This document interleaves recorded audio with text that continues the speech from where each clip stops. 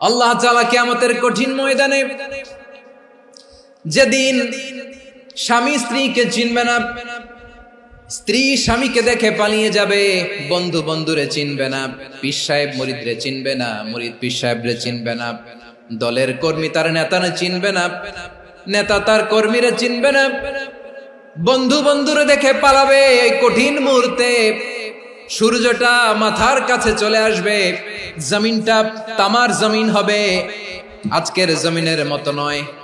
মানুষ ঘর্মাক্ত, ক্লান্ত, শ্রান্ত মাথার মগজগুলো কানের ছিদ্র আর নাকের ছিদ্র দিয়ে বেয়ে বেয়ে পড়বে। বিশ্বনবী ফরমান, কিয়ামতের ওই কঠিন ময়দানে 7 শ্রেণীর ব্যক্তিকে রব্বুল আলামিন তার আরশের নিচে ছায়া দিবেন। তার মধ্যে প্রথম শ্রেণীর ব্যক্তি হলো ইমামুন আদিল, যে ইনসাফের সাথে বিচার করে, যে জাস্টিস সমাজে সার্ভ করে, যে সুশাসন নিশ্চিত করে, ওই ইমামুন আদিল। আদিল শব্দটা বুঝছেন না? ইন্নাল্লাহা ইয়া'মুরু বিল আদল, পাইছেন? আদিল। 7 শ্রেণীর ব্যক্তিকে আল্লাহ তাআলা সুশীতল আরশের নিচে ছায়া দিবেন, যেদিন তার দেয়া ছায়া ছাড়া কোনো ছায়া থাকবে না। এর প্রথম হচ্ছে ইমামুন আদিল, ন্যায়পরায়ণ শাসক। চিল্লায় বলেন সুবহানাল্লাহ।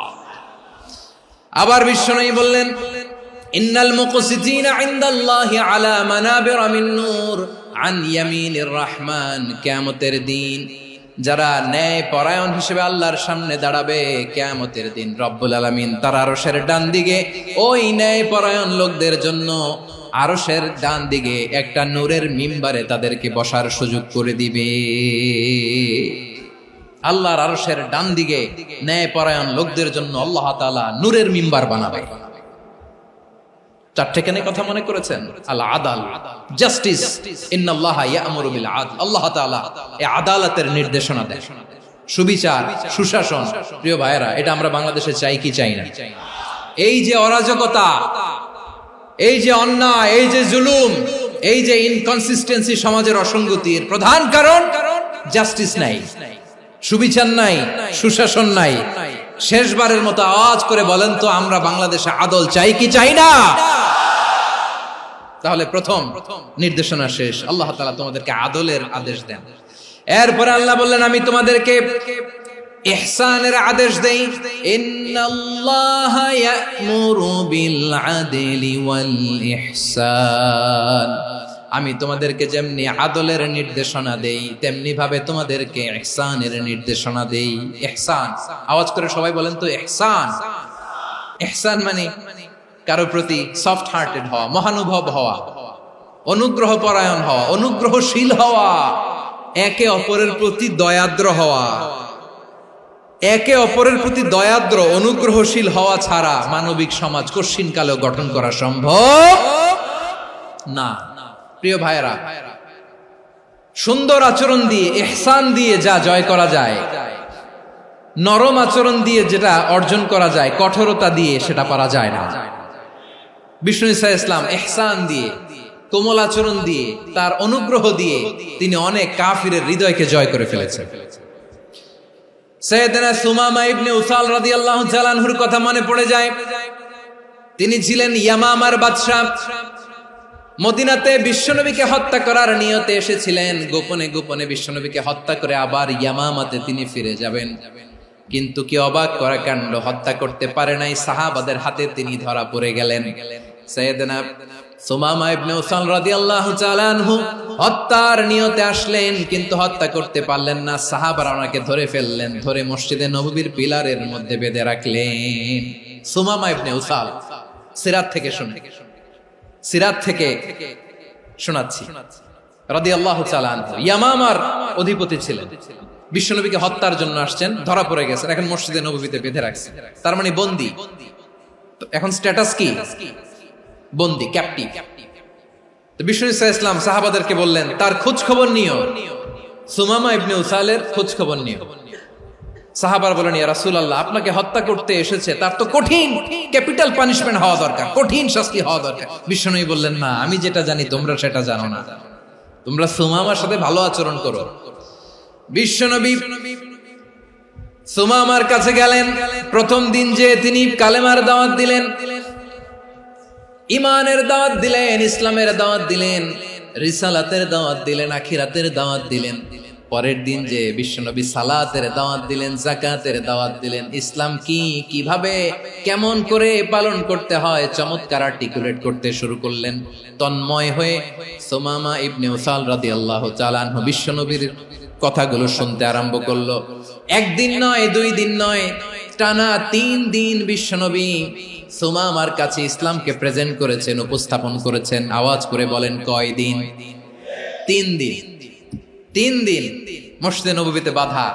আর সাহাবীদেরকে বললেন, তার খোঁজ খবর নিও, তোমরা যে রুটি বানাও এর মধ্যে সবচেয়ে ভালো আটার রুটিটা তারে দিও, সবচেয়ে রিফাইন্ড খেজুর, যেটা পিওর খেজুর, এটা তারে দিও। আর বিশ্বনবী নিজের উট থেকে দুধ দহন করে ওনার বাড়ির এক কর্মচারীকে বলেছেন, দুধ দহন করে সুমামার জন্য নিয়ে যেও। সুবহানাল্লাহ পড়বেন না? সবাই তো অবাক, ইয়ামামা থেকে আসছে নবীকে হত্যা করতে, বিশ্বনবী দেখে তারে জামাই আদর করে। একদিন নয়, 2 দিন নয়, টানা 3 দিন বিশ্বনবী এভাবে সুমামার কাছে যেয়ে ইসলামকে প্রেজেন্ট করতে আরম্ভ করলেন, ইসলামকে উপস্থাপন করতে শুরু করলেন। আর তাকে চমৎকার এন্টারটেইনমেন্ট, আপ্যায়ন দিতে আরম্ভ করলেন। টানা 3 দিন যখন ইসলামের দ্য বিউটিজ অফ ইসলাম, ইসলামের সুমহান বাণী, সৌন্দর্য তার কাছে উপস্থাপন শেষ, তাকে আপ্যায়ন শেষ, বিশ্বনবী বললেন সাহাবাদেরকে, যাও এবার সুমামার হাতের পায়ের রশি দুটো খুলে দাও।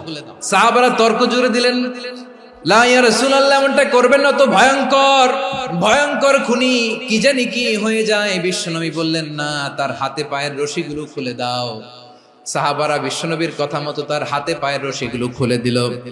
সুমামা মুহূর্তের মধ্যে মসজিদে নববী থেকে বের হয়, ইয়ামামায় ফিরে না যে মসজিদে নববীর পাশে একটা খেজুর বাগান ছিল, সেখানে চলে গেলেন। সেখানে একটা ছোট্ট কুয়া ছিল, কুয়ার পানি দিয়ে তিনি গোসল করলেন। সুবহানাল্লাহ পড়েন। কুয়ার পানি দিয়ে গোসল করে মসজিদে নববীর সামনে এসে বিশ্বনবী এবং সাহাবাদের সামনে দাঁড়িয়ে সাব্বাবা উঁচু করে বললেন, আশহাদু আল্লা ইলাহা ইল্লাল্লাহ ওয়া আশহাদু আন্না মুহাম্মাদান আবদুহু ওয়া রাসূলুহু। আমি সাক্ষ্য দিচ্ছি আল্লাহ ছাড়া কোনো ইলাহ নাই, আর মুহাম্মদ আল্লাহ তাআলার প্রেরিত বান্দা এবং রাসূল। প্রিয় ভাইয়েরা, ইহসান দিয়ে যা জয় করা যায়, কঠোরতা দিয়ে সেটা কঠিনকালেও জয় করা যায় না। আওয়াজ করে বলেন, ঠিক কি না? এবার সুমামা দাঁড়িয়ে বলে, ওগো নবী, আমি তো কালিমা পড়ে মুসলমান হয়ে গেলাম, এবার শোনেন, এই মুহূর্তের আগে আপনার চেহারার চাইতে নিকৃষ্ট কোনো চেহারা আমার কাছে ছিল না, কিন্তু শাহাদা পাঠ করার পরে আপনার চেহারার চাইতে উত্তম শ্রেষ্ঠ কোনো চেহারা আমার কাছে আর নাই। ও নবী, আজকের দিনের আগে ইসলাম ধর্মের চেয়ে নিকৃষ্ট অপছন্দনীয় কোনো ধর্ম আমার কাছে ছিল না, কিন্তু এই মুহূর্ত থেকে ইসলামের চেয়ে সেরা শ্রেষ্ঠ পছন্দনীয় কোনো ধর্ম আমার কাছে নাই। নবী গো, আজকের দিনের আগে মদিনার চাইতে অপছন্দনীয় নিকৃষ্ট কোনো শহর আমার কাছে ছিল না, কিন্তু এই মুহূর্তের পর থেকে মদিনার চাইতে কোনো শ্রেষ্ঠ শহর আমার জানা নাই। সে ছিল গমের বড় ডিলার, গম বেচত। কি বেচত?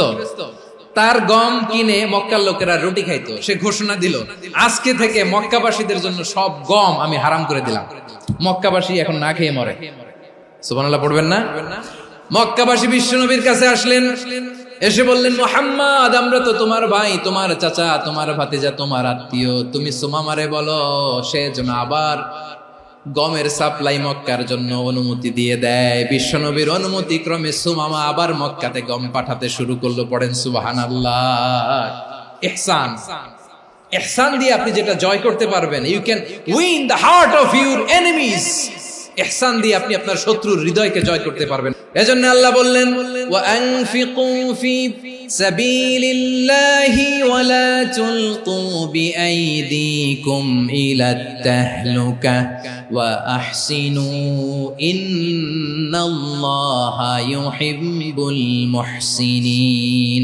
তোমরা আল্লাহর রাস্তায় দান করবে আর নিজেরা নিজেদেরকে ধ্বংসের হাতে ঠেলে দিও না। তোমরা একে অপরের প্রতি ইহসান করবে, কারণ ইহসানকারীদেরকে আল্লাহ বড় ভালোবাসেন। সুবহানাল্লাহ পড়েন।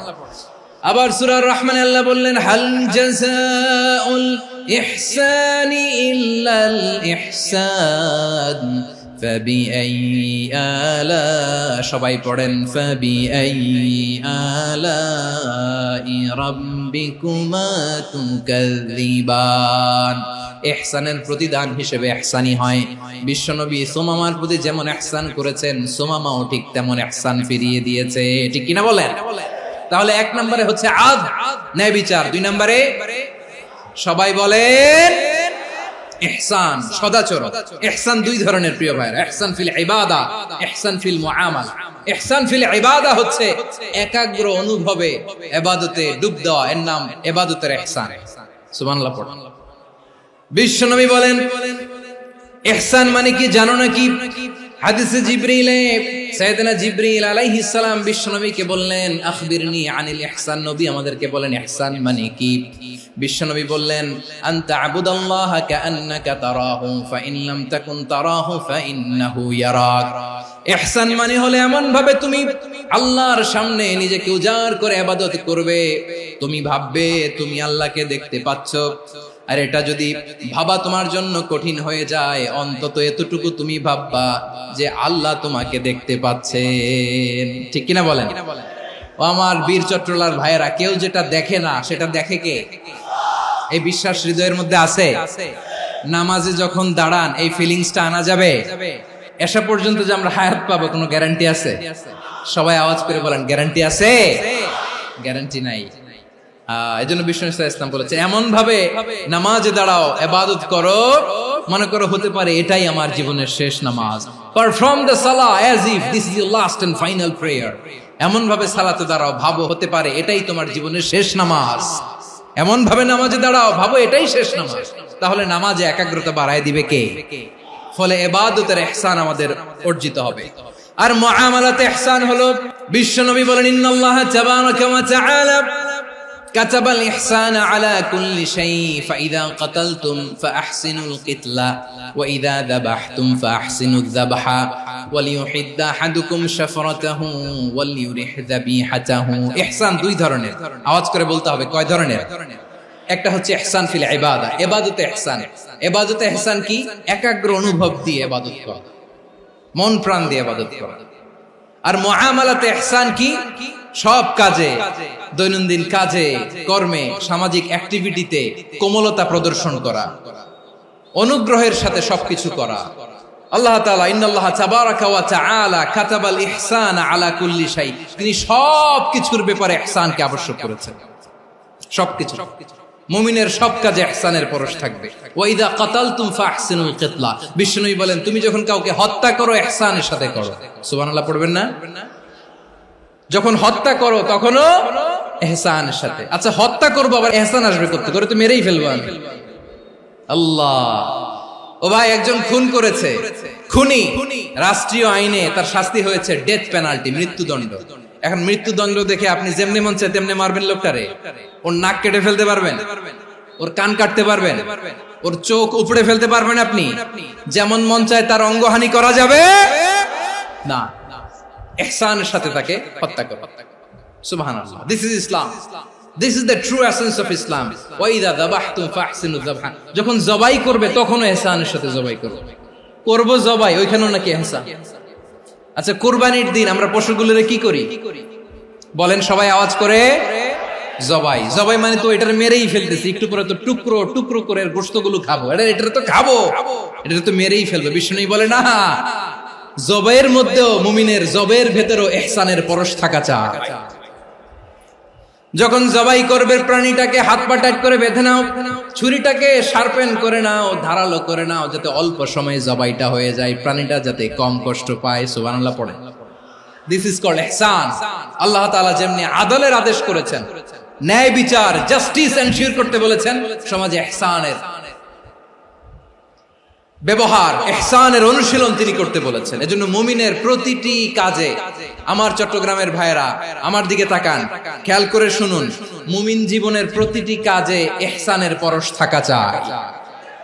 আমরা যেন আমাদের পরিবারের প্রতি ইহসান করি, আমরা যেন আমাদের কর্মচারীদের প্রতি ইহসান করি, আমরা যেন আমাদের কলিগদের প্রতি ইহসান করি, আমরা যেন আমাদের ভাইদের প্রতি ইহসান করি। মুমিন জীবনের প্রতি কাজে ইহসানের পরশ থাকার দরকার আছে না নাই? কথা বুঝতে পেরেছেন? তাহলে আল্লাহ তাআলার তিনটা আদেশ ছিল, কয়টা গেল? প্রথমে কি ছিল? আদল। দুই নম্বরে তিন নম্বরে রব্বুল আলামিন বললেন ওয়া ইতাইদিল কুরবা, নিকট আত্মীয়দেরকে দান করো। নিকট আত্মীয়দেরকে দাও, যারা তোমাদের ব্লাড কানেকশনের আত্মীয় তাদেরকে তোমরা দাও।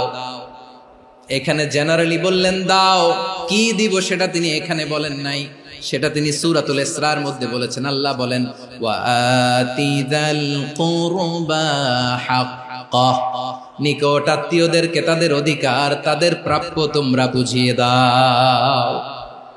দেখেন, একটা শান্তির সমাজ, একটা সমৃদ্ধ সমাজ, একটা মানবিক সমাজ গঠনের জন্য আল্লাহ তাআলা বেশি না, মাত্র তিনটা অর্ডার, তিনটা ভার্ডিক্ট তিনি জারি করেছেন। এক নাম্বার সুশাসন, ন্যায় বিচার।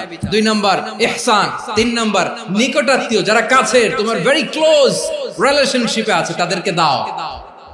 দাও, দিলে বাড়িয়ে দেয় কে? অনেকে দিতে চায় না, কৃপণতা করে। দিলে বাড়ায় দেয় কে? ও মিয়া, মদিনার মধ্যে সবচাইতে গরিব সাহাবী ছিল বেলাল রাদিয়াল্লাহু তাআলা আনহু। ওনার এন্টায়ার অ্যাসেট, সম্পদের পরিমাণ কতদূর জানেন? একটা লুঙ্গি। বেলাল রাদিয়াল্লাহু তাআলা আনহু, ওনার টোটাল ওয়েলথের এস্টিমেশন হচ্ছে মাত্র একটা লুঙ্গি। একটা লুঙ্গি, টোটাল ওয়েলথ এস্টিমেশন, টোটাল সম্পদের পরিমাণ বেলাল রাদিয়াল্লাহু তাআলা আনহুর কি ছিল? ওই বেলাল রাদিয়াল্লাহু তাআলা আনহুকে বিষ্ণু ইসলাম বলেছেন আনফিক ইয়া বেলাল, ও বেলাল তুমিও দাও। ওয়ালা তাখশা মিন যিল আরশি ইখলালা, আরশের অধিপতির তো কোনো ঘাটতি নাই, তুমি দিলে ওই আল্লাহ তোমারে বাড়ায় দিবে। এজন্য আমার প্রিয় ভাইয়েরা, দিলে কমে না, দিলে বাড়ে। অনেকে ধরে রাখে, নতুন কিছু নিতে পারে না, হাত দিয়ে যেটা ধরে রেখেছেন এটা দিয়ে দেন, বড় একটা ধরার সুযোগ পাবেন। জোরে বলেন ঠিক কিনা? রব্বুল আলামিন বললেন তিন নাম্বার আদেশ হলো তোমাদের প্রতি, সমাজটারে কেমন করে মানবিক সমাজ, সুন্দর সমাজ গড়বা। তিন নাম্বার আদেশ হলো ওয়া আতিদাল কুরবা হাক্কা, নিকট আত্মীয়দেরকে তাদের প্রাপ্য বুঝিয়ে দাও। এই নিকট আত্মীয়দেরকে তাদের অধিকার বুঝিয়ে দেওয়া, প্রাপ্য বুঝিয়ে দেওয়াতে আমাদের গাফলতি আছে না নাই? অনেকে দেখবেন অনেক আল্লাহওয়ালা, তাহাজ্জুদ গুজার, সেজদা দিতে দিতে কপালে কালো দাগ ফেলে দিছে, সে তার বোনের হকটা আদায় করে নাই, আছে না নাই? অনেক বড় হাজী সাহেব, বিশাল লম্বা দাড়ি, ছেলেরে সব দিয়ে দিছে, মেয়েরে কিছু দেয় নাই, মেয়ের হক আদায় করে নাই, আছে না নাই? এই হাজী সাহেবেরা, এই আল্লাহওয়ালারা কিয়ামতের ময়দানে আটকে যাবে। আপনি অন্যের অধিকার নষ্ট করেছেন, তাদের রাইটস কে ভায়োলেট করেছেন। এজন্য আল্লাহ তাআলা বলেন, কারো অধিকার যদি কেউ নষ্ট করে, ওই সমাজটা মানবিক সমাজ কঠিনকালেও হতে পারে না। এজন্য তিন নম্বর আল্লাহ বললেন ওয়া ইতাইদিল কুরবা, নিকট আত্মীয়দেরকে দাও। কি দিবা? তাদের অধিকার দিয়ে দাও। বোনের অধিকার বুঝিয়ে দাও, মেয়ের অধিকার বুঝিয়ে দাও, ফুফুর অধিকার বুঝিয়ে দাও। দেখবেন অনেক মায়েরা ছেলের পাতে মুরগির রান দেয়, মেয়ের পাতে দেয় মুরগির ঠ্যাং। তো মেয়ের কি মুরগির রান খেতে মনে চায় না? মনে চায় না? এমনটা করা যাবে না। নিকটাত্মীয়দেরকে অধিকার দিয়ে দাও, নিকটাত্মীয়ের সাথে সুসম্পর্ক রাখো। আদেশটা কার? এজন্য প্রিয় ভাইয়েরা, জীবনে যদি বারাকা অর্জন করতে চান, নিকটাত্মীয়দের সাথে সুসম্পর্ক রাখতে হবে, তাদের জন্য উপহার পাঠাতে হবে। বিশ্বনবী বলেন লা ইয়াদখুলুল জান্নাতা কাতে, যে ব্যক্তি আত্মীয়তার সম্পর্ককে ছিন্ন করে দেয়, সে কঠিন কালেও আল্লাহর জান্নাতে ঢুকবে না। আপনি কি এটারে সহজ হাদিস মনে করছেন? এটা সহজ কথা? আপনি ভাবছেন আপনার নামাজ আপনারে বাঁচাতে পারবে, আপনার রোজা বাঁচাতে পারবে, আপনার তাহাজ্জুদ আপনারে বাঁচাতে পারবে? অধিকার নষ্ট করলে কিছুই আপনারে বাঁচাতে পারবে না। এজন্য নিকট আত্মীয়দেরকে দিতে হবে বেশি বেশি। বিশ্বনবী বলেন ইন্না সাদাকাতা আলাল মিসকিনি সাদাকা ওয়া আলা যির রাহিমি ইসনাতান সাদাকাতুন ওয়া সিলা। মিসকিন রে দান করলে শুধু দানের সওয়াব হয়, নিকট আত্মীয়কে দান করলে দুইটার সওয়াব হয়, সাদাকার সওয়াব হয়, আবার আত্মীয়তার বন্ধন অটুট রাখার সওয়াব হয়ে যায়। আবার বিশ্বনবী বললেন মান সাররাহু আইয়ুবসাতা লাহু ফি রিজকিহি ওয়া ইনসালাহু ফি আসারিহি ফালইয়াসিল রাহিমা। যে ব্যক্তি তার রিজিকের প্রশস্ততা চায় আর হায়াতে বরকত চায়, সে যেন তার আত্মীয়ের সাথে সুসম্পর্ক রাখে। আমার প্রিয় চট্টলার ভাইয়েরা, আমাদের রিজিক বাড়ুক, এটা আমরা চাই কি চাই না? সবাই চান? হ্যাঁ, আমাদের রিজিকে প্রশস্ততা আসুক, চাই কি চাই না? আমাদের হায়াতে বরকত আসুক, আমরা চাই কি চাই না? এই দুইটা যদি চান তাহলে নিকটাত্মীয়দের সাথে সুসম্পর্ক রাখবেন। পারবেন? তাহলে সমাজটারে মানবিক সমাজ বানায় দিবে কে? তিনটা আদেশ চলে গেল। 1 নম্বরে কি ছিল? 2 নম্বরে, 3 নম্বরে নিকটাত্মীয়দেরকে দান। আল্লাহ তাআলা তিনটা জিনিসের যেমনি আদেশ করেছেন, অনুরূপ ভাবে তিনটা বিষয় তিনি বারণ করেছেন, নিষেধ করেছেন। ওগুলোর কাছেও যাওয়া যাবে। রাব্বুল আলামিন বলেন, ওয়ায়ানহা আনিল ফাহশাই ওয়াল মুনকারি ওয়াল বাগি। আমি যেমনি তিনটি বিষয়ে আদেশ করলাম, অনুরূপ ভাবে তিনটি বিষয়ে বারণ করলাম, নিষেধ করলাম। আমার 1 নাম্বার নিষেধাজ্ঞা হলো অশ্লীলতার প্রতি। ফাহশা, ওয়ায়ানহা আনিল ফাহশা, আল্লাহ তাআলা অশ্লীলতাকে নিষেধ করেছেন। কোন জিনিসকে? সবাই বলুন, কোন জিনিসকে? যত ধরনের, যত টাইপের, যত ক্যাটাগরির অশ্লীলতা হতে পারে সব অশ্লীলতাকে হারাম করেছেন কে? ফাহশা মানে কি? কথায়, কাজে, আচরণে, কমেন্ট, ফেসবুকের কমেন্টসে যত ধরনের নোংরামো আছে, যত ধরনের অশ্লীলতা আছে, এটাকে আরবিতে বলে ফাহশা।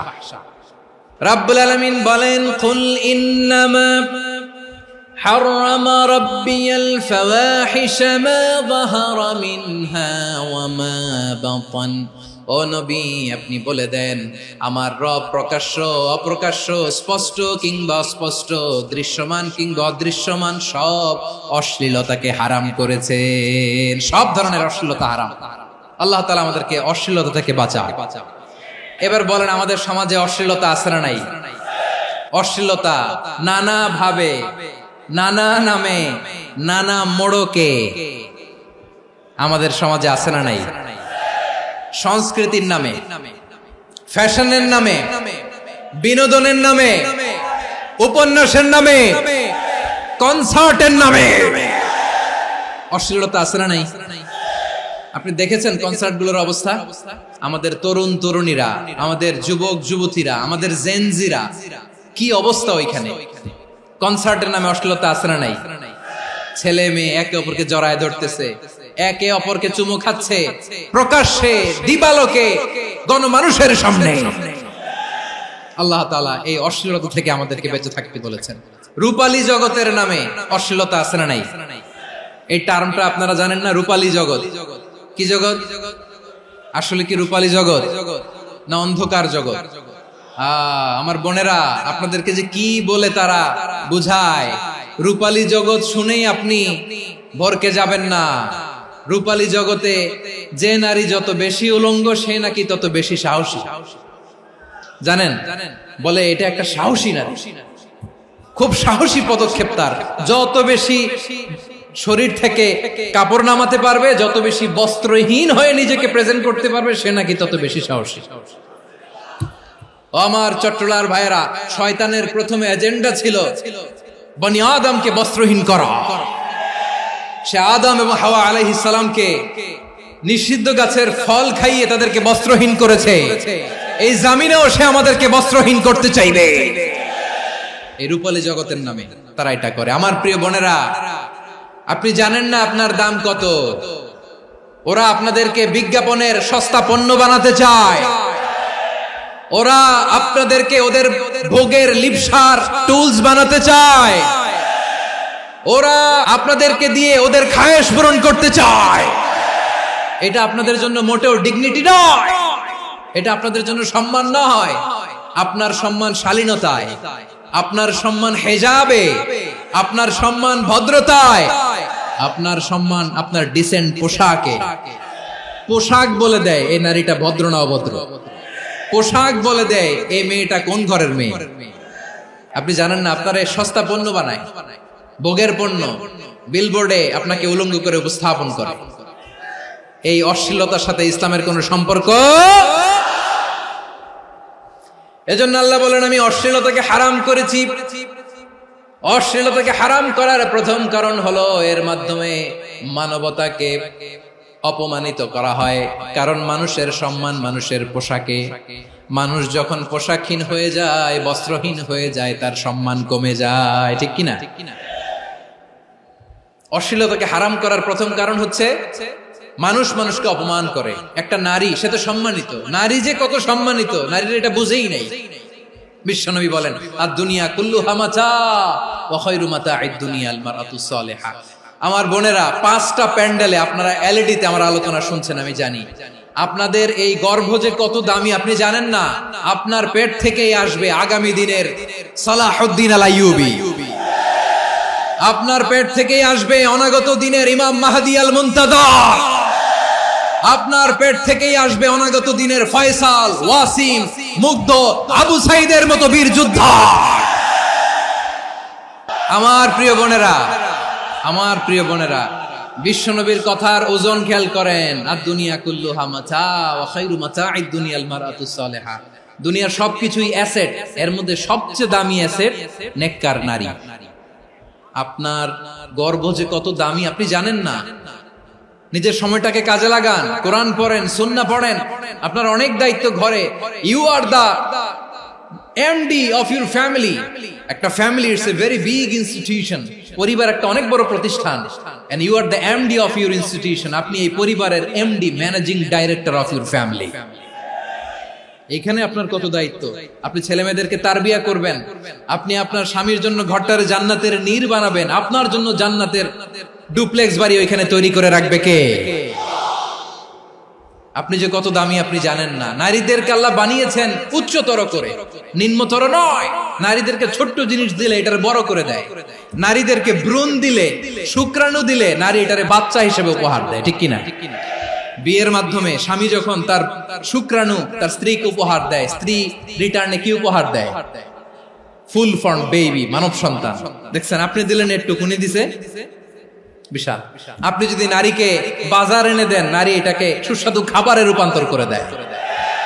আপনি তাকে একটা মুচকি হাসি দিয়ে দেন, সে তার কলিজা দিয়ে দেয়। কিন্তু যদি আপনি তার মনে কষ্ট দেন, সে আপনার জীবনকে জাহান্নাম বানায়া দেয়।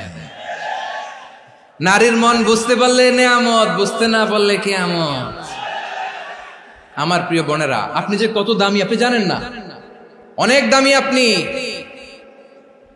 আপনাদেরকে যেন ভোগের সস্তা পণ্য বানাতে না পারে, আপনাদেরকে সচেতন থাকতে হবে। তাহলে কেন আল্লাহ তাআলা এই ফাহশা, অশ্লীলতাকে হারাম করলেন? 1 নাম্বার, এতে হিউম্যান ডিগনিটি কমে। 2 নাম্বার, এতে মানুষের অধিকার নষ্ট হয়। আপনি বিয়ে করেছেন, এরে পরকিয়া করেন, ওর সাথে এরকম আছে না নাই? স্ত্রীর অধিকার নষ্ট করেছেন। আপনি বিবাহ সম্পর্কে আবদ্ধ হয়েছেন তার সাথে, আপনি পরকিয়া করেন ওই ছেলের সাথে, আপনি আপনার হাজবেন্ডের সাথে বিট্রে করেছেন। এজন্য আল্লাহ অশ্লীলতাকে হারাম করেছেন। অশ্লীলতাকে হারাম করার আরেকটা কারণ হচ্ছে আল্লাহ তাআলা এই হিউম্যান জেনারেশনকে এটাকে প্রিজার্ভ করতে চায়। হিফজুন নাসল, এটা মাকাসিদুশ শরিয়ার অনেক গুরুত্বপূর্ণ একটা মাকাসিদ, অনেক গুরুত্বপূর্ণ। আপনার নাসল, আপনার জেনারেশনকে সংরক্ষণ করা। এই যে আসতেছে ফেব্রুয়ারি, কত ফেব্রুয়ারি জানো? এটা কি বিশ্ব ভালোবাসা দিবস? হ্যাঁ, কি দিবস? এই বিশ্ব ভালোবাসা দিবসের সাথে মুসলমানদের কোনো সম্পর্ক নাই। আমার প্রিয় ভাইরা, এই যে আপনি অবৈধ সম্পর্কে জড়ালেন, কেন আল্লাহ অশ্লীলতাকে হারাম করেছে দেখেন। বলতেছিলাম যে এটা আপনার নাসল, আপনার জেনারেশন, আপনার লিনিয়েজ, আপনার বংশকে প্রিজার্ভ করা। কে কার বাবা, কে কার মা, বাবা মা জানা, প্রজন্মকে প্রিজার্ভ করা, এটা ইসলাম ওয়াজিব করে দিয়েছে। এই যে অবৈধ সম্পর্কের কারণে, বিশ্ব বেহায়া দিবসের কারণে, এগুলোর আউটকাম, আউটপুট হিসেবে মাঝে মাঝে এই ঢাকা মেডিকেলের ডাস্টবিনে নবজাতকের বাচ্চার কান্নার আওয়াজ শুনতে পাওয়া যায়। চট্টগ্রাম মেডিকেলের ডাস্টবিনে নবজাতকের কান্না শুনতে পাওয়া যায়। বীর চট্টলার মুসলমানেরা বুঝতে পারলে আওয়াজ করে বলেন, এই যে চট্টগ্রাম মেডিকেলে যে নবজাতকটা পাওয়া গেল, ওর বাবাকে আমাকে বলেন, ওর মাকে, ও কোন ফ্যামিলির সন্তান কেউ জানে? আপনি হিউম্যান ডিগনিটিকে অপমান করেছেন না? আপনি তার ভবিষ্যৎকে অন্ধকার করেছেন না? আপনি তার লিনিয়েজকে প্রশ্নবিদ্ধ করে দিয়েছেন না? এই জন্য আল্লাহ তাআলা অশ্লীলতাকে আমাদের জন্য হারাম করে দিয়েছেন। পড়েন সুবহানাল্লাহ। এই জন্য রাব্বুল আলামিন বলেন, কুল ইন্নামা হারাম রাব্বিয়াল ফাওয়াহিশা মা যাহারা মিনহা ওয়া মা বাতান। প্রকাশ্য অপ্রকাশ্য সব অশ্লীলতাকে হারাম ঘোষণা করে দিয়েছে কে? আবার দুনিয়ার বুকে যারা অশ্লীলতার প্রসার করে তাদের জন্য শাস্তি মজুদ রেখেছে কে? রব্বুল আলামিন বলেন, ইন্নাল্লাযীনা يحبون أن تشيع الفاحشة في الذين آمنوا لهم عذاب أليم في الدنيا والآخرة والله يعلم وأنتم لا تعلمون নিশ্চয়ই যারা বিশ্বাসীদের মাঝে অশ্লীলতার প্রচার প্রসার করতে চায় তাদের জন্য আমি মর্মন্তুদ শাস্তি প্রস্তুত করে রেখেছি, দুনিয়াতেও রেখেছি, আখিরাতেও রেখেছি। ঘোষণাটা কার? যারা এই নাটকের নামে, সিনেমার নামে, রূপালী জগতের নামে, মুভির নামে, ওটিটি প্ল্যাটফর্মের নামে আমার সমাজে অশ্লীলতা ছড়াতে চায় তাদের জন্য কঠিন মর্মন্তুদ শাস্তি মজুদ রেখে দিয়েছে কে? ও আমার বোনেরা, এখনো আপনি জাগবেন না? এখনো আপনার চিন্তার দুয়ারে এখনো নাড়া পড়ে নাই? ওরা আপনাকে উলঙ্গ বানাতে চায়, ওরা আপনাকে আইটেম গার্ল বানাতে চায়। এজন্য ইসলাম অশ্লীলতাকে হারাম করেছে। হারাম। ইসলাম বলেছে যোজন যোজন দূরে থাকো, ওরা বলে না কাছে আসো, কাছে আসার গল্প, ক্লোজ আপ ওয়ান, কাছে আসার গল্প আছে না নাই? তাহলে অশ্লীলতার সাথে আমাদের কোনো সম্পর্ক? সবাই বলতে পারেননি, আওয়াজ করে বলুন, অশ্লীলতার সাথে আমাদের কোনো সম্পর্ক? আমরা এই সমস্ত ক্লোজ আপ ওয়ান, কাছে আসার গল্পের প্রোগ্রামে যাব?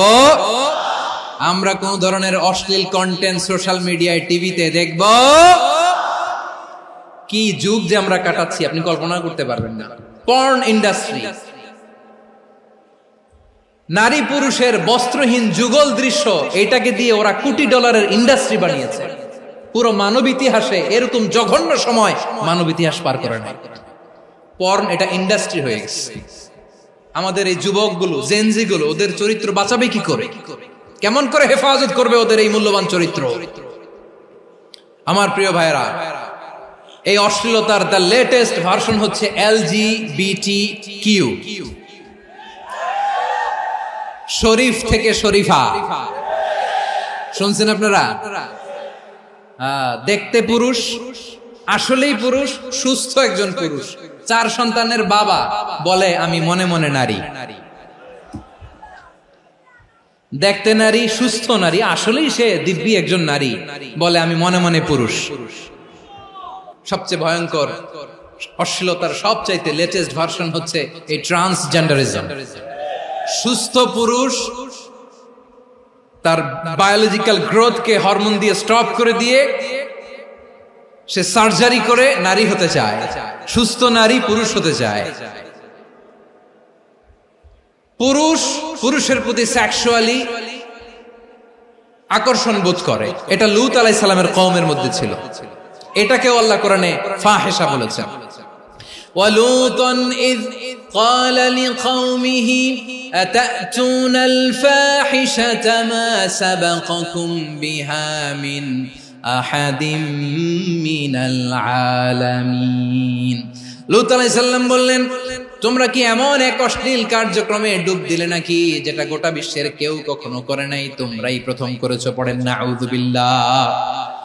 এই পশ্চিমের এই রোগ আমার দেশে যেন আসতে না পারে, আমাদের সজাগ থাকতে হবে। প্রিয় ভাইরা, চিল্লায় বলেন ঠিক কি না? পশ্চিমের অবস্থা ভয়ঙ্কর। পাশ্চাত্যে, আমি যুক্তরাষ্ট্রে ছিলাম অনেকদিন, কয়েক মাস, বিভিন্ন স্টেটে ঘুরেছি। গার্ডিয়ানরা উদ্বিগ্ন, ছেলে মেয়েদেরকে, ছোট্ট ছেলে মেয়ে, ওদেরকে জিজ্ঞেস করে, তুমি how do you feel right now inside yourself? তুমি ভিতরে ভিতরে কেমন ফিল করো? তোমার কি ছেলে ছেলে লাগে না মেয়ে মেয়ে লাগে? আচ্ছা বলেন, এই ছোট্ট বাচ্চাটাও কি এগুলো জেন্ডার অ্যাসাইনমেন্ট বলতে এগুলো কিছু বুঝে? এইভাবে মিসগাইড করা হচ্ছে।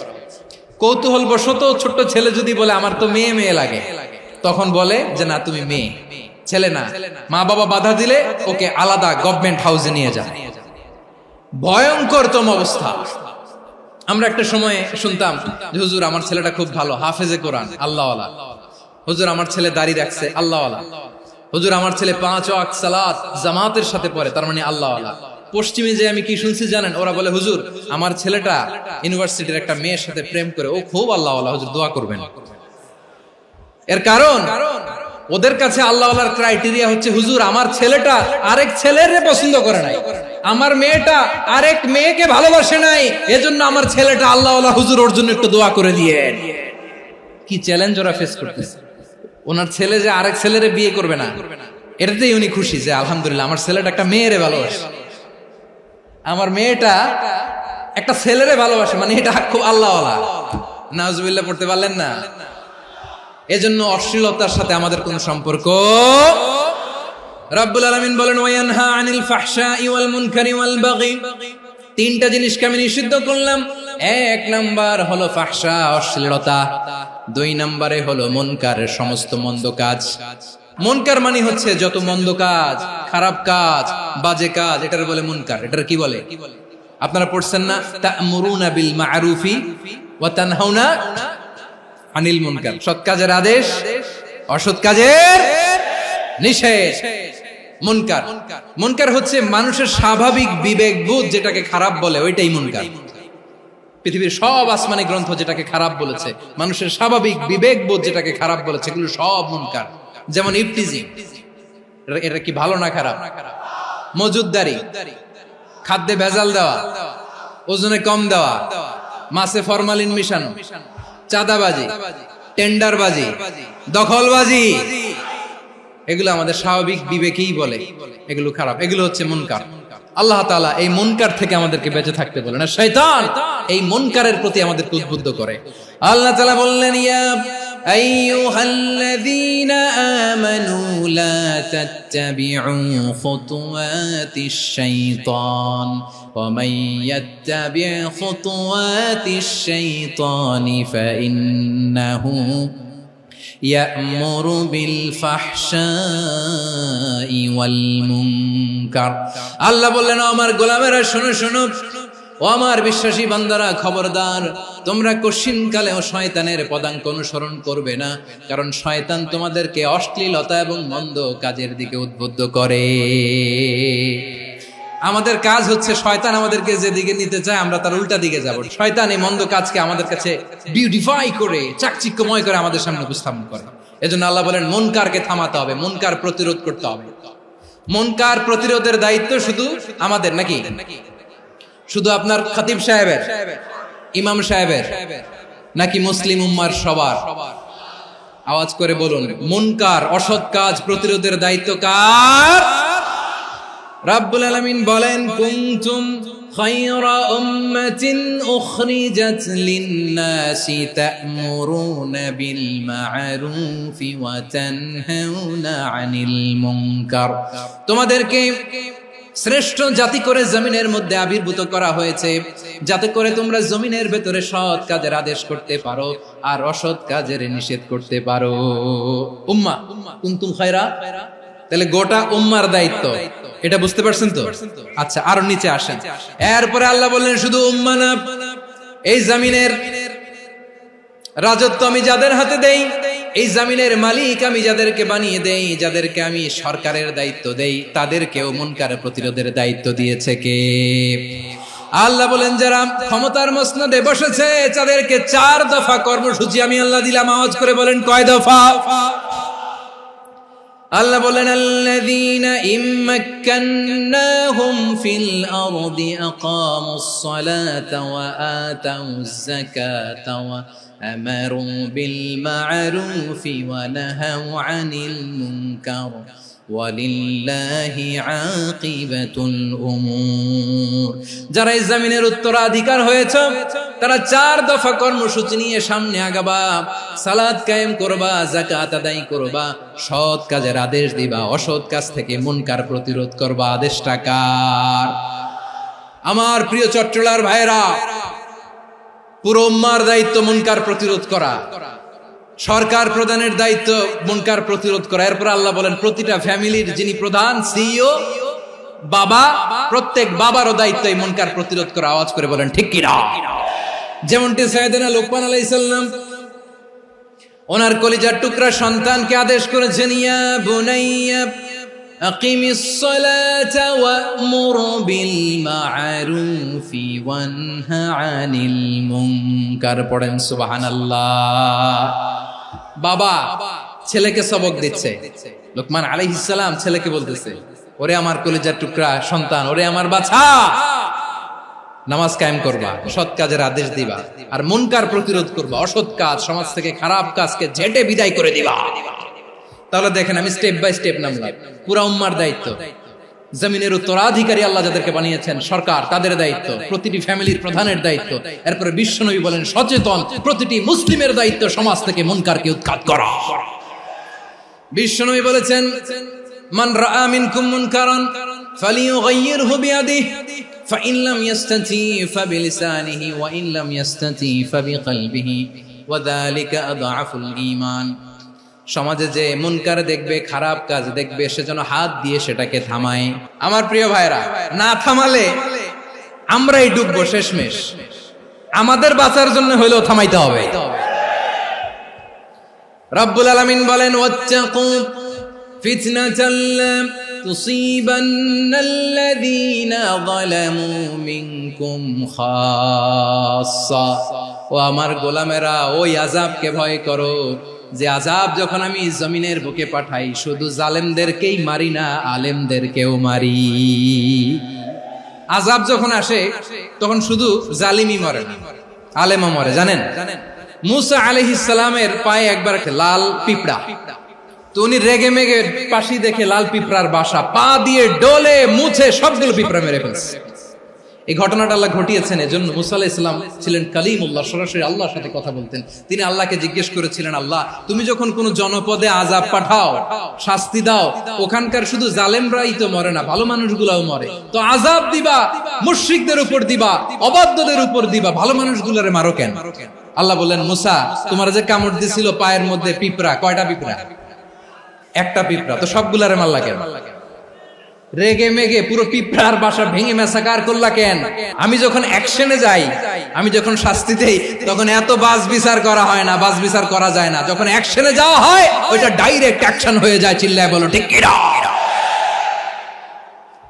এজন্য আমাদের বাঁচার জন্য হলেও এই পাপ থামাতে হবে, এই শয়তানের অট্টহাসি থামাতে হবে, অন্যায় অপরাধ সমাজ থেকে আমাদের থামাতে হবে। কারণ আযাব আসলে ওরাও মরবে, আমরাও মরব। একটা জাহাজ 2 তলা, আপনি আছেন 2য় তলায়। নিচের তলার কিছু লোক জাহাজের তলা ছিদ্র করতে আরম্ভ করছে। কি ছিদ্র করতেছে? আচ্ছা, জাহাজের তলা ছিদ্র করলে তলা দিয়ে কি ঢুকে? এখন আপনি যদি বলেন আমার কি, আমি তো 2 তলায়, আমি তো ভালো আছি, ওরা ছিদ্র করে ওরা মরবে। আসলে কি শুধু ওরা মরবে? তলা দিয়ে যখন পানি ঢুকবে, জাহাজ ঢুকলে আপনিও মরবেন। এজন্য নিজে মরার আগে ওই পাগলগুলোর নিচতলায় যে থামাতে হবে। চিল্লায় বলেন ঠিক কি না? এজন্য আল্লাহ বললেন মুনকার প্রতিরোধের দায়িত্ব সমাজের টপ টু বটম সবার। এজন্য মুনকার প্রতিরোধ করার দরকার আছে না নাই? সমাজে এই যে ইফটিজিং হয়, আপনার বোনের বয়সী একটা মেয়েকে কিছু বকাটে টিটকারি করে, এই বলে সেই বলে, নোংরা কথা বলে, রাস্তায় দেখেও আপনি পাশ দিয়ে না দেখার মতো চলে যান কেন? আপনি দাঁড়ান না কেন? আপনি দাঁড়ালেই তো থেমে যাবে, কারণ সত্যের যে শক্তি তার সামনে মিথ্যা মুখ থুবড়ে পড়ে। আপনার সামনে ও কিছুই না, নাথিং। আপনি দাঁড়ান, ওকে প্রশ্ন করেন যে আমার বোনকে তুমি ডিস্টার্ব করো কেন? আপনাকে দেখে আরো 5 জন দাঁড়াবে, 5 জনকে দেখে আরো 10 জন দাঁড়াবে। আমাদের নীরবতা আর আমাদের নিশ্চুপ থাকাই জালিমদেরকে আরো শক্তিশালী জালিম বানিয়েছে। এজন্য মুনকার প্রতিরোধের দায়িত্ব আমাদের সবার। টেন্ডারবাজি, চাঁদাবাজি, দুর্নীতি, অপরাধ, দখলদারিত্ব, মজুদদারি, এগুলো সবকিছু একসাথে প্রতিরোধ করতে হবে। ঠিক কিনা বলেন? একটা মানবিক সমাজ যদি চাই, প্রতিরোধ করতে হবে। প্রিয় ভাইয়েরা, আল্লাহর শপথ নিয়ে বলি, এই নাসিহাত গুলো সবার জন্য, সব দলের জন্য, সব মতের মানুষের জন্য। আমরা কোনো দলের প্রতি মানুষকে ডাকি না, আমরা ডাকি ইসলামের দিকে। সব দলের, সব মতের, সব মানুষদেরকে আমরা আহ্বান জানাই, আসুন আমরা একটা সুন্দর সমাজ বিনির্মাণ করি। এই যে নতুন বাংলাদেশের এক সুযোগ এসেছে, আর জীবনে হয়তো আসবে না, সামনের 100 বছর এই সময় আসবে না। আসুন দেশটাকে আমরা সাজাই, আসুন আমরা দুর্নীতি বন্ধ করি, আসুন আমরা চাঁদাবাজি বন্ধ করি, আসুন আমরা দখলদারিত্ব বন্ধ করি, আসুন আমরা এক দল আরেক দলকে নিশ্চিহ্ন করার যে রাজনীতি, এটা বন্ধ করি।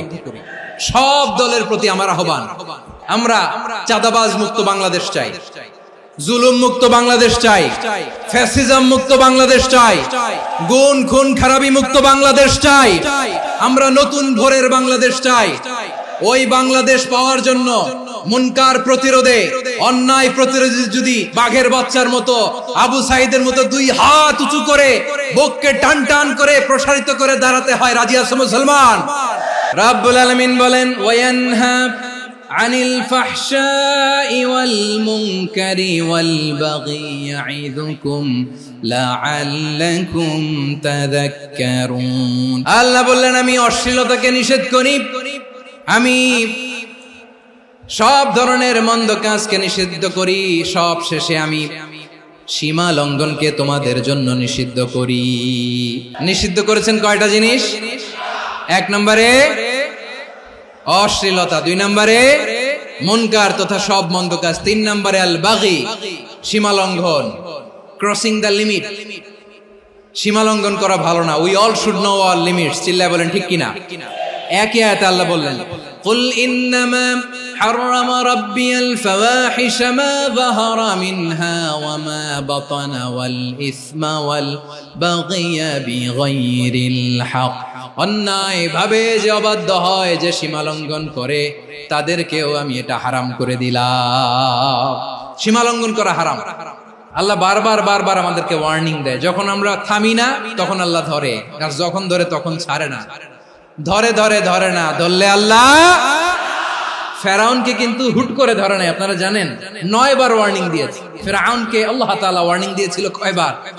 রাব্বুল আলামিন বলেন ওয়ালাকাদ আতাইনা মূসা 9 আয়াতিন বাইয়িনাত। 9টা মুআজিজা দেখিয়েছি। 1 2 3 বারবার এইভাবে রিমাইন্ডার, ওইভাবে রিমাইন্ডার, এইভাবে নসিহত, ওইভাবে দাওয়া। ফাকুলা লাহু কাওলান লাইয়িনা, নরম করে বলো, সফট করে বলো, যত ওয়ে হতে পারে দাওয়া মেথডোলজি। মুসা আলাইহিস সালামের সব অ্যাপ্লাই শেষ। 10ম বারে যে আল্লাহ ধরছে, 10ম বারে যে ধরেছে। এজন্য আল্লাহ বলেন আমি সীমা লঙ্ঘনকে পছন্দ করি না। কোরআনের অন্য আয়াতে বাগীকে বলা হয়েছে আল ইতিদা। সীমা লঙ্ঘন যারা করে তাদেরকে আল্লাহ বলেছেন মুতাদিন। ওয়াকাতিলু ফি সাবিলিল্লাহিল্লাযীনা ইউকাতিলুনাকুম ওয়া লা তা'তাদু ইন্নাল্লাহা লা ইউহিব্বুল মুতাদিন। আমি সীমা লঙ্ঘনকারীদেরকে কোশ্চিনকালেও পছন্দ করি না। আমরা যেন সীমা লঙ্ঘন না করি, রাজি আছেন তো? যে কোনো ক্ষেত্রে ইবাদতে যেন সীমা লঙ্ঘন না করি। অনেকে আমরা ইবাদতে সীমা লঙ্ঘন করে ফেলি। বিশ্বনবী সাল্লাল্লাহু আলাইহি ওয়াসাল্লাম যেটা শিখিয়েছেন এর বাইরে যে অতিরিক্ত বুজুর্গ হতে চায়, এরকম আছে না নাই? কোন ক্ষেত্রেই সীমা লঙ্ঘন করা যাবে, এমনকি যুদ্ধ ক্ষেত্রেও না। বিশ্বনবী সাল্লাল্লাহু আলাইহি ওয়াসাল্লাম বলেন খবরদার যুদ্ধ ক্ষেত্রেও সীমা লঙ্ঘন করো না। কি সুন্দর ইসলাম আমরা পেয়েছি। বিশ্বনবী বলেন খবরদার যুদ্ধের ময়দানে কোনো নারীর গায়ে হাত তোলো না, কোনো শিশুর গায়ে হাত তোলো না, কোনো গবাদি পশু হত্যা করো না, কোনো শস্য ক্ষেত্র ধ্বংস করো না, ইবাদতরত অন্য ধর্মের কোনো সন্ন্যাসীর গায়ে হাত তোলো না। বলেন সুবহানাল্লাহ। তাহলে আমরা সীমা লঙ্ঘন করতে পারবো? প্রিয় ভাইরা, একটা সুখী, সমৃদ্ধ, শান্তির সমাজ, মানবিক সমাজ যদি আমরা গঠন করতে চাই, আমাদের আল্লাহর দেয়া কয়টা আদেশ মানতে হবে বলেন দেখি? আর বেঁচে থাকতে হবে কয়টা জিনিস থেকে? আল্লাহর আদেশ কি? 1 নাম্বার আদাল, ন্যায়পরায়ণতা। আমরা সুবিচার, সুশাসন, ন্যায় বিচার চাই কি চাই না? 2 নম্বরে কি ছিল? মাশাআল্লাহ, আমরা যেন সবার প্রতি দয়া পরবশ হই, ইহসান করি। 3 নম্বরে কি ছিল? নিকটাত্মীয়দের দান করা, তাদের অধিকার প্রাপ্য বুঝিয়ে দেওয়া। পাশাপাশি 3টা জিনিস থেকে আল্লাহ বারণ করেছেন, নিষেধ করেছেন। তার প্রথমটা ফাহশা, অশ্লীলতা। অশ্লীলতার সাথে আমাদের কোনো সম্পর্ক। 2 নম্বর নিষেধাজ্ঞা কি ছিল? আল মুনকার, সমাজের যত মন্দ কাজ এগুলোকে আমরা প্রতিরোধ করব। রাজি আছেন তো সবাই? 3 নম্বরে আল বাগী, সীমালঙ্ঘন। কোন মুসলিম সীমালঙ্ঘন করে না। রাব্বুল আলামিন শেষে বললেন ইয়াইদুকুম লাআল্লাকুম তাযাক্কারুন। আল্লাহ তোমাদেরকে উপদেশ দেন যাতে তোমরা শিক্ষা গ্রহণ করো। আমরা উপদেশ দেব, আমরা জোর করে কাউরে কিছু মানাতে চাই না। লা ইকরাহা ফিদ্দিন ওয়াযাক্কির ফাইন্না যিকরা তানফাউল মুমিনিন। উপদেশ দিলে এটা মুমিনদের কাজে দেয়। লাস্তা আলাইহিম বিমুসাইতির ইন্নামা আনতা মুযাক্কির। নবী হে, আপনি রিমাইন্ডার দাতা, আপনি উপদেশ দিবেন। আমরাও বিশ্বনবীর এই হাদিসগুলো থেকে, কোরআনের আয়াত থেকে রিমাইন্ডার, এই কথামালা বাণী বাহক হিসেবে এই বাণীগুলো আপনাদের সাথে কাছে পৌঁছে দিলাম।